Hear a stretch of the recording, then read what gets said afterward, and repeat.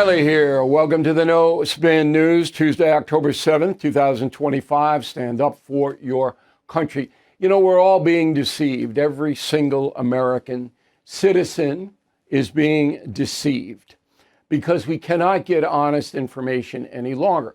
Now, the Constitution set up the press, the media, as a conduit of telling the folks what was happening in an honest way. Well, that's fallen apart. We've documented it here. We'll do it again tonight. A million different ways, because the corporations have taken over, and in their pursuit of money, they have bent the rules or basically thrown the rules out the window of honest reportage. That is why I am running an independent news agency here. Don't want to work for these people anymore. They're not honest people. I can't do what I want to do in a corporate setting. So propaganda and ideology now dominates, not facts, but not here. So I'm going to give you tonight really what's behind this whole immigration thing. And very few people understand it.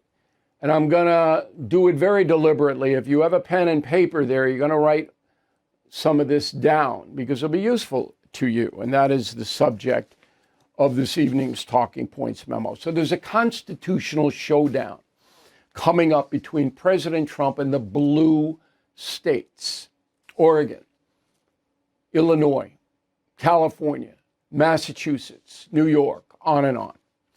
And it's about illegal immigration. The blue states do not want to obey federal law, and they aren't. They're basically saying, we're not obeying, and take us to court to do what you do. The president says, all right, I'm sending in troops and federal agents to enforce immigration law. It's a very easy conflict to understand, but there is no resolution to it yet. The Supreme Court will have to do that. That's the setup. Okay. Now, the current immigration law that we have now was put into effect in 1952. 1952. They have not upgraded immigration law in 74 years. Are you kidding me? Harry Truman was president when Congress passed the immigration law, the Immigration and Nationality Act of 1952. Truman vetoed it, never signed it, but Congress overrode his veto. And essentially, it said that illegal entry into the United States, this is under the U.S. Code 81325, is a crime. So if you come here without a valid passport, if you sneak across the border, it is a crime subject to a fine or 6 months in prison or both. Okay? Now, Truman didn't like the law because he felt that it was putting quotas on certain countries, which it was. All right, he didn't like that, but Congress said, too bad, Harry, we're passing the law, and they did. Now, President Biden refused to obey the 1952 law. This whole mess that we're in now is Biden's fault. So he and his minions in the White House just said, not going to enforce it.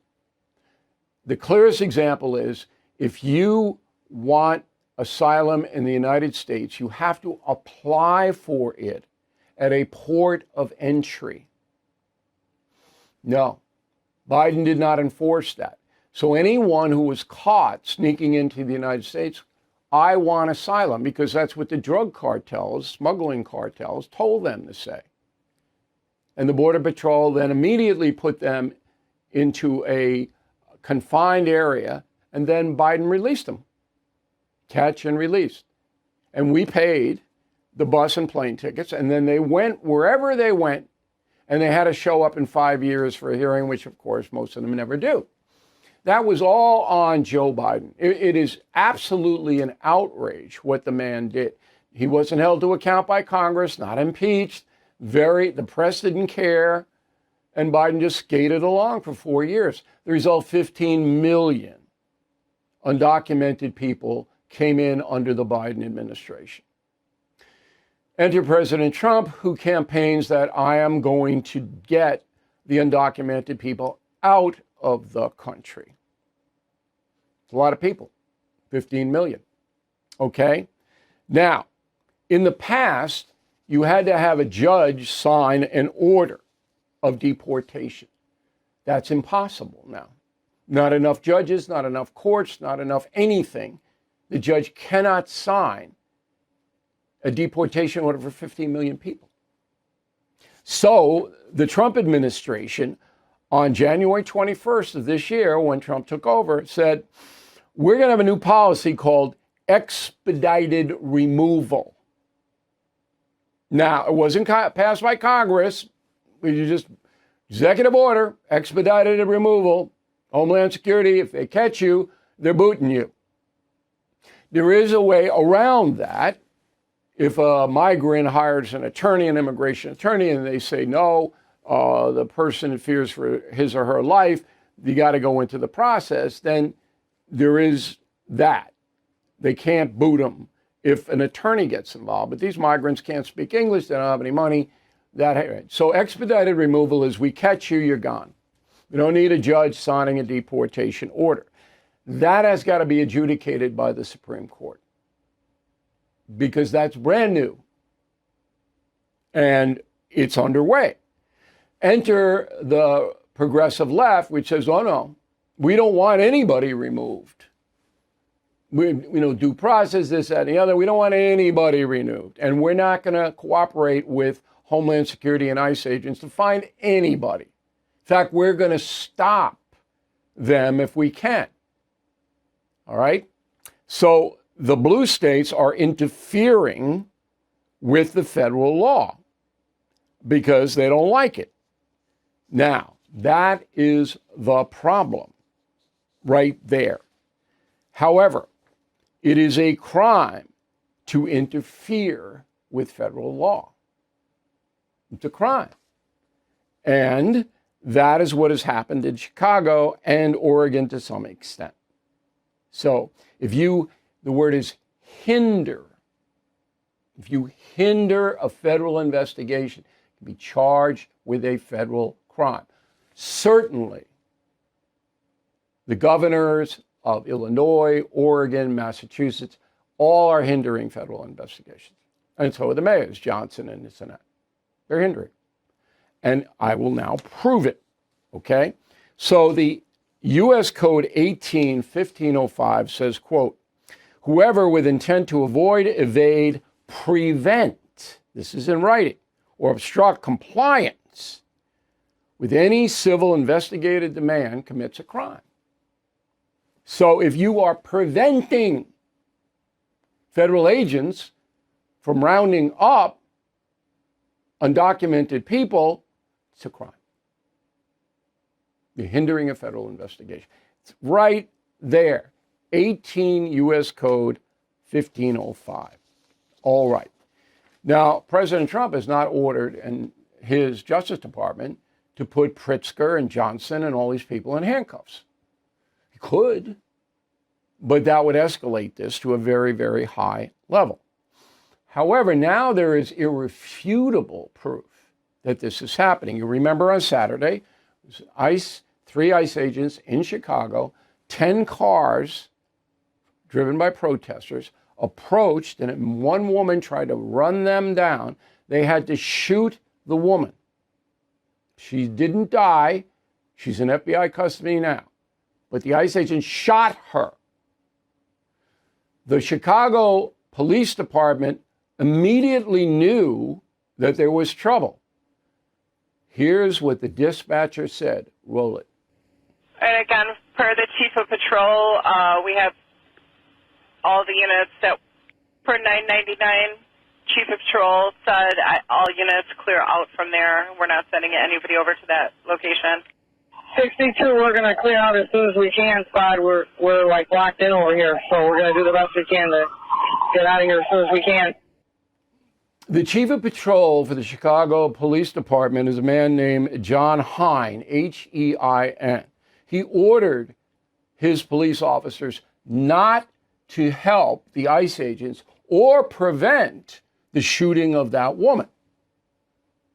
He hindered a federal investigation, which led to violence. Hines should be in jail now, in prison now, or bailed out. You can't do that. I don't know whether the Justice Department is going to take any action at all, but they could. I would. If I were Attorney General, you can't have that. That's anarchy. Now, the Chicago chief of police, a man named Larry Snelling, he knows that his chief of patrol, second in command, committed a federal crime. He knows it, Snelling. Here's what he said. Our officers were not told to stand down. Our officers were out there throughout the entire event. I would never tell our officers to stand down, because if our officers were in trouble and we needed help from other officers, I would expect those officers to step in and help us. And it's the same thing that we do on our side. Snelling's not telling the truth. Obviously, the tape contradicts him. He goes, our officers were not told to stand down? Yeah, they were. And there's no two sides to the story, Chief. You're looking like you're not an honest man. Okay, let's get to the Supreme Court. They're going to have to sort all this out because it is one big mess. And Congress is at fault because you don't keep an antiquated law from 1952 on the books without updating it in the face of Armageddon, in the face of unbelievable intrusion on the part of foreign nationals to this country. Congress doesn't do a thing because both party uses this for their own political benefit. The conservatives want everybody out. The liberals want everybody in. So the Democrats want everybody in, and the Republicans won't, they don't want to compromise on it. So that's just Congress. So the Supreme Court's got to step in. Now, in my possession is a document. I don't know if this document is in anyone else's possession. I have the original document. It is signed by then Attorney General Robert Kennedy in 1963. This is when the president, John F. Kennedy, sent 17,000 National Guard troops to Alabama to force Governor Wallace and the state to admit 9 students into Alabama public schools because Alabama was not obeying the civil rights law. They were flaunting, we're not going to obey it. 17,000 were ordered down. So RFK writes a memo to a senator from Louisiana, who was, of course, on the side of Alabama, saying, no, you don't have the right to send a guard here. Here's what RFK said, quote, when it appeared that the commands of that order had not been obeyed and the obstruction of justice was continuing, the president on the same day issued Executive Order 1111, authorizing and directing the Secretary of Defense to take all appropriate steps to remove obstruction of justice in the state of Alabama. For this purpose, he was authorized and directed inter alia means among other things, to call into active military service of the United States and use any or all units of the Army National Guard or Air National Guard of the state of Alabama. Both the proclamation and executive order were issued under and expressly invoked the authority of the U.S. Code Title 10. Now, that is justification for what Donald Trump is doing right now. Okay? Robert Kennedy called it obstruction of justice. I'm calling it hindering a federal investigation, but it's the same thing. When a state, city, county, whatever it is, says to the federal government, we're not obeying the federal law, the president has the authority to move in and force them to do it. Okay? Now, the president does not have the authority to run the Chicago Police Department. But if somebody in that department hinders the feds, which obviously happened in Chicago, they can be charged. All right, so I think that's the best analysis you're ever going to get of what is happening now. It'll go to the Supreme Court, and I expect the Supreme Court will rule 5-4, maybe 6-3 in President Trump's favor.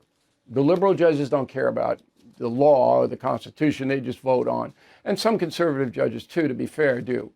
But on this case, with that Kennedy memo, okay, and I actually sent that memo that I have, because I don't think anybody else has it, to the White House. I sent it there.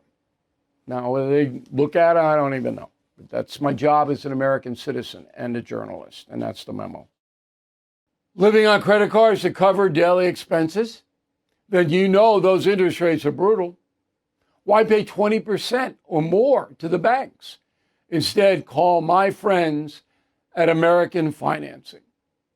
With mortgage rates in the fives, they can help you keep your hard-earned money right in your pocket and out of the hands of credit card companies. Right now, American Financing is helping homeowners save an average of $800 a month by using their home equity to wipe out high interest debt. There's no upfront fees, no obligation, just a 10-minute call to a salary-based mortgage consultant. Plus, if you start today, you could delay 2 mortgage payments. That's more cash in your hands right away. So don't wait. Call American Financing right now. 888-462-9557. 888-462-9557. AmericanFinancing.net/bill. Okay, media madness. First big change in the network news hierarchy has been implemented. It's a woman named Bari Weiss, B-A-R-I, Weiss. Big on the internet, runs the Free Press, okay? Used to work for the New York Times, quit because she said it was far too liberal. She is pro-Israel, anti-woke. She has been appointed by CBS News' new ownership, Paramount Skydance, as the editor-in-chief. CBS rank and file are freaking out because it's 90% liberal over there, as everyone knows. Now, Ms. Weiss comes in and is going to change the culture. That's why Skydance hired her. Joining us now from Herndon, Virginia, is Tim Graham. He's the executive editor of NewsBusters, which is a conservative watchdog group that follows the media very closely. So as you know, Tim, I used to work for CBS News. I was there when Rather was the anchor in a liberal culture then. Pretty intense liberal culture when I was there. Now it's off the chart.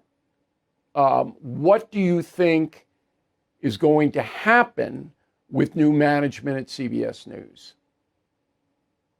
Well, it has to change somehow. You know, she fired the first shot, so to speak, in this memo she sent out when she took office. Just the title editor-in-chief makes all the liberals nervous. And especially when, I think it was items 6 and 7, she said, we are going to try to provide equal scrutiny of the political parties. And we are going to try to ensure a diversity of viewpoints. Both of those are extremely opposed to what we generally see on CBS, specifically on some programs like 60 Minutes. We're already seeing there's complaints saying, please don't touch the crown jewels of 60 Minutes and CBS News Sunday Morning. Those are 2 of the most aggressively tilted shows where you have fierce scrutiny of Trump and the Republicans, and you have fierce publicity for Biden, Harris, and the like. Right. So I mean, it's going to change. We know the CBS Sunday morning program because they flat out refused to put me on to talk about my books. I'm a best-selling nonfiction author in the world. That's Jane Pauley, by the way. Jane looks so nice out there in her little demure outfits and all of that. Hardcore leftist. 60 Minutes been taken over. When Hewitt and Wallace were there running it, wasn't that left. It was a little bit, but not crazy. Now it's crazy. They want to get President Trump to do an interview. I talked to the president about this on Friday.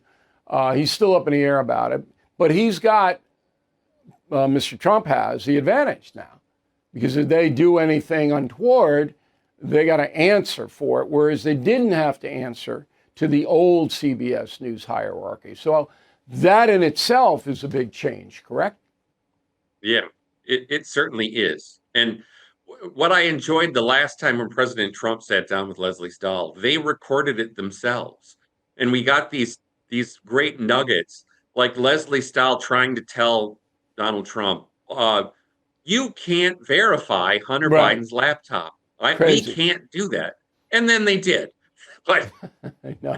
yeah, it's plainly anti-journalism to say we cannot, or more likely we refuse to do work that embarrasses Democrats. That's at least what the memo says that Yeah. Barry Weiss is trying to change. Well, look, Scott Pelley hates Trump, hates him.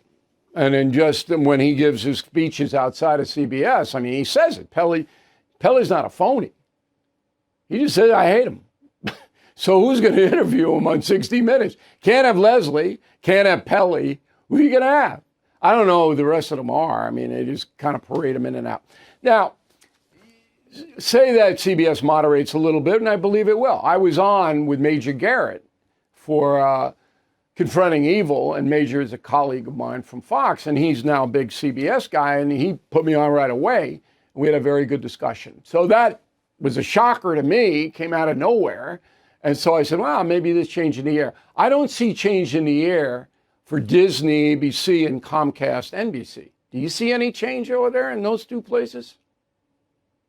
I would say no. I mean, NBC is sort of shedding MSNBC. They're done, right? It's over. So MSNBC might actually get worse. But yeah, I don't think there's anybody inside those buildings that are going to say, why don't we try applying equal scrutiny to both parties? I mean, look, this is exactly what we've tried to suggest would be the way to do it. The old-fashioned way to do it is you would first of all, you grant access to both parties, and then you would try to ask each of them fair and somewhat challenging questions. And that's just not what we've got. Okay. Instead, yeah, But Pelley's doing interviews with Biden where they edit him out. Disney's taking it on the chin, though. I mean, their theme park attendance is down. They're getting cancellations for Hulu and their cable out. So, because traditional Americans know the fix is in, and they know they can take it out on Disney. Comcast a little bit different. They let MS. It's MS Now. They're on their own, and that's going to fail because they just don't have any resources. So I give them a year. And they're not going to pay anybody anything. And that's another thing. Salaries are going to drop all over the place. Let's get to cable because we are talking about MS Now. So the cable operations, they're not under the same scrutiny as the network news because the FCC has no power over cable at all. None. Whereas the FCC does have power over the three networks. Does that make a difference? Well, you'd think it does now because one of the complaints about whether it was Jimmy Kimmel, whether it was the lawsuits against CBS, for example, they all thought, well, if you have any business where you want to acquire a media property and the FCC or the FTC has to approve it, then Donald Trump's going to tell you need to do X, Y, and Z. So they've been concerned about that. So yes, the cable operations don't have that fear. But the problem is, as you suggested, Nielsen now tries to measure these things, where they said half of Americans watching television are watching it on streaming, and the other half, it's cable and broadcast combined. And we certainly know, I know from my own children, they're not watching broadcast TV. They're not listening to broadcast radio. Absolutely over. My urchins haven't watched a network show in years. Now they're young adults and they still don't watch it. So the clock is ticking on all of them. Hey, Tim, thanks very much. If you get any inside stuff, let us know, and we appreciate you helping us out. If you are handling your own books or relying on a bookkeeper, it could lead to inaccuracies, missed deductions, and cash flow blind spots. FYSI's team of seasoned accounting professionals, corporate and tax attorneys manage every journal entry, bank reconciliation, and month-end close with precision, delivering clear, timely financial reports. They incorporated advanced tax avoidance strategies into your bookkeeping to capture deductions before you file. And they connect you with industry leaders and referral partners for growth opportunities. Set up your free consultation to learn how FYSI's experts can transform your books into a growth engine and accelerate your business to the next level. Act now to claim your free $5,000 business assessment, available for a limited time. Please go to fysi.com/bill. Use promo BILL, or you can call 800-877-4000 today. Tax Network USA proudly celebrates our nation's birthday. And in honor of freedom, resilience, and financial independence, they're offering 10% off all services through July 4th. If you're dealing with back taxes or missed the April 15th deadline, don't wait. Penalties can grow quickly, up to 5% a month, maxing out at 25% of your total tax bill just for not filing. Tax Network USA can help you turn things around, cut through the chaos, find solutions that work. Your consultation absolutely free. Avoid harsh penalties, wage garnishments, or surprise bank levies. Call 800-958-1000 or visit tnusa.com/bill. Get 10% off all services through July 4th as part of their celebration of our nation's birthday. Regain control of your finances with expert help from Tax Network USA. Final thought of the day. So wherever I go, people know me. And that's both good and bad. I got to be careful. So I'm going to go to Yankee Stadium tonight to see the Yankees pound the Toronto Blue Jays. Hopefully, but I'll have to have, people watching me and stuff. I don't get bad stuff. Very, very rarely do I get bad stuff. It's usually complimentary, but you got to be careful. Anyway, when I go out, people go, are things going to get better? I mean, and I said, well, what are you concerned about?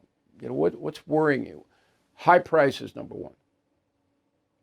People are crazed. They're paying more for the essentials of life, even though gas prices are coming down. Food is really stubborn. Number two are these riots, these immigration things. The video.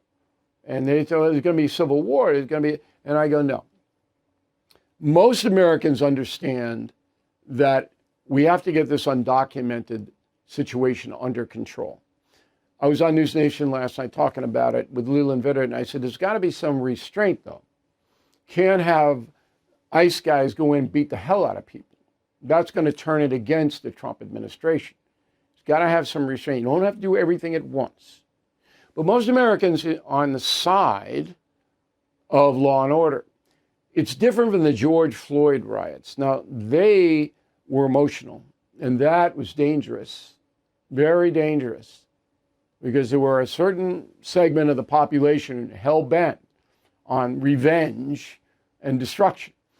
Not the same thing with the undocumented. These are professional demonstrators. These are paid people who go to Chicago, LA, other places, other hot spots, Portland, Oregon.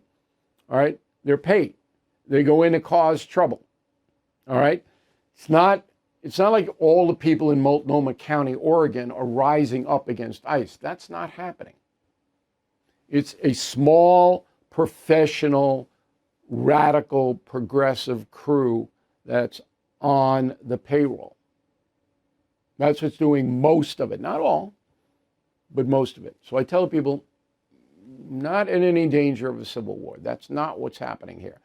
But as I said in the beginning of this program, the Supreme Court has to clarify this immigration law situation.